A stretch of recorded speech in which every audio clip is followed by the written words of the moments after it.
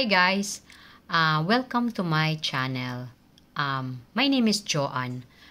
Isa akong pasyente din ako ng panic disorder and anxiety. And hindi madali yung pagkakaroon ng anxiety. I know mahirap. So sa mga makakapanood nito, yung mga taong nawawala na sila ng pag-asa, yung mga taong akala nila nag-iisa sila, yung kanilang mga nararamdaman or mga nararanasan, either if it's physical or mental. I know gusto ninyo patunayan yung sarili ninyo na hindi kayo nababaliw or hindi kayo na paparanoid or hindi kayo na iniisip ninyo na something special kayo na may kumbaga may problema. But the truth is, yung mga nararamdaman natin, yung nararamdaman mong anxiety, it is part of being human dito sa mundo. Kumbaga, siniluwal tayo dito sa mundo, naka-connection na yun. Even also baby, nakakaranas din sila ng anxious.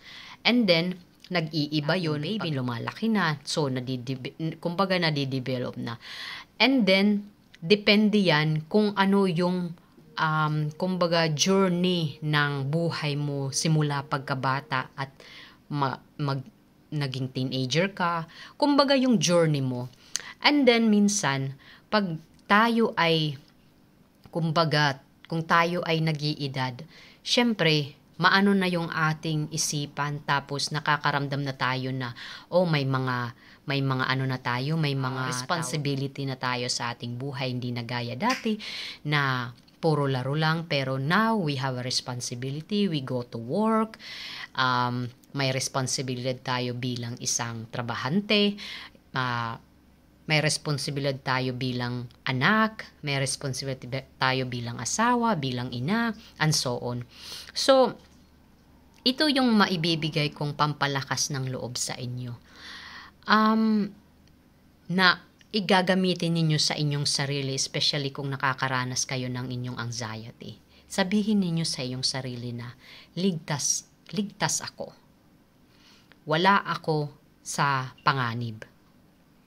And then, itong mga nararamdaman ko o nararanasan ko ay lilipas din. Hindi ito yung unang beses na nakaramdam ako. Nung naramdaman ko ito, nakita ko o na-realize ko sa aking sarili na wala palang may mangyayaring masama, kundi nasa aking isipan lamang. And then, hindi ka sira or you are not broken. At gagaling ka one step at a time. Kailangan mo talaga ng kumbaga, kailangan mo talaga ng counting patience sa sarili mo. At dapat hindi mo i-down yung sarili mo. At hindi mo ikumpara yung sarili mo sa iba. At sasabihin mo na sana ako din gumaling. Kasi lahat tayo gagaling. Gagaling tayo kung nasa tama tayong treatment. And I know it is very expensive na pumunta ng psychiatrist.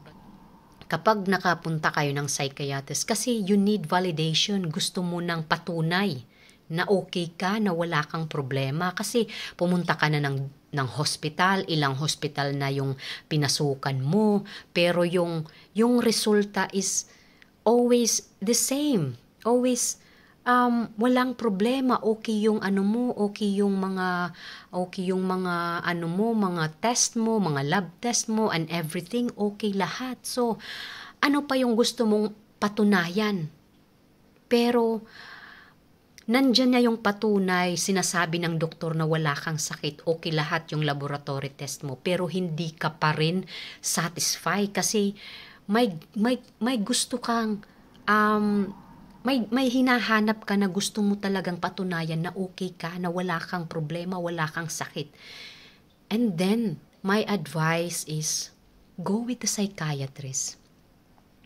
At sasabihin mo na, it is very expensive, wala akong pera, hindi ko kayang maggamot, hindi ko kaya, hindi ko afford. Na-afford mo nga nung palipat-lipat ka ng hospital kasi gusto mong malaman kung ano yung sakit mo. Yung psychiatrist pa nga na, kung baga, isang session ka lang, yung isang session ka lang na, na mapatunayan na, yung gusto mo kasi ng validation, gusto mo ng patunay na okay ka, na wala kang problema, Hindi excuse, guys, na wala kang pera. Kung walang-wala ka talaga, sa YouTube, may mga psychiatrist, mga licensed psychiatrist na nagbibigay sila ng tip, nagbibigay sila kung paano mo i-coping yung anxiety attack mo, yung stress mo, paano mo siya ibabalanse. And also, pero honestly, mas maganda talaga na personal mong nakakausap yung psychiatrist.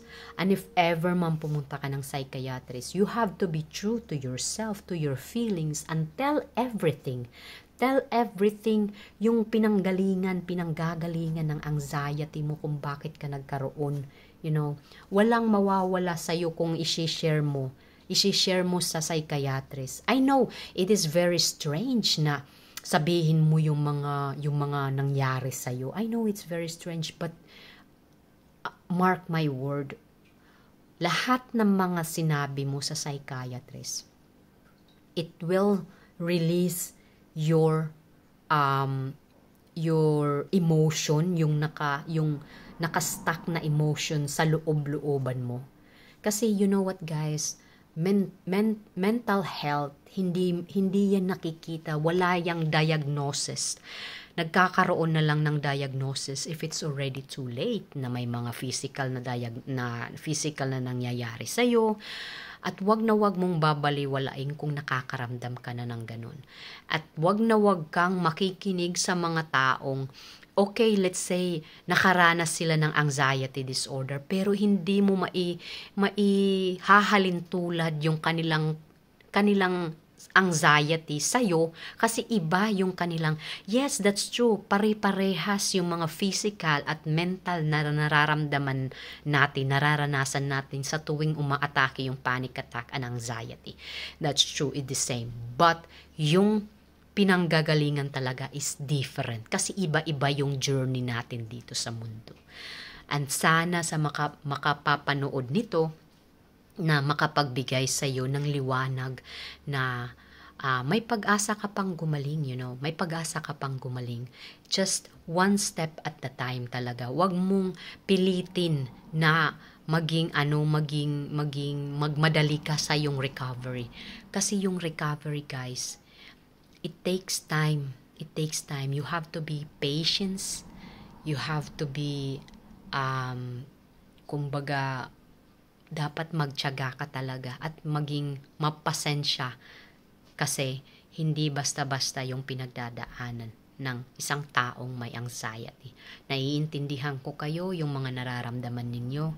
I know na mahirap to see the positive, to see na magiging okay ka. I know mahirap kasi nandyan din ako nung time na yun. But I hope and pray na mahanap ninyo yung suit na coping mechanism.